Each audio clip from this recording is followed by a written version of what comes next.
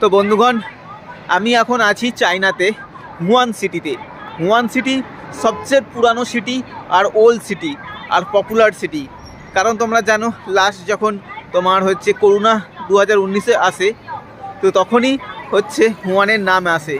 তো আমি এখন ওই হুয়ান সিটিতেই আছি। আর আমি একটা ইন্টারন্যাশনাল শপিং হোলসেল মার্কেটে এসেছি, ক্লথ মার্কেটে।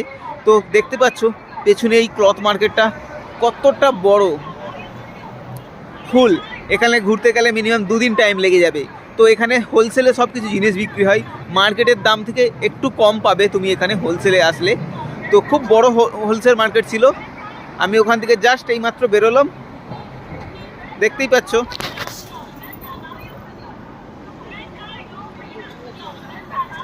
তো এই ধরনের ভিডিও দেখার জন্য অবশ্যই আমার চ্যানেলটাকে সাবস্ক্রাইব করতে হবে, লাইক কমেন্ট করতে হবে। আর কোথা থেকে বলছো কমেন্ট করে জানিও। তো লেটস গো নেক্সট রিল।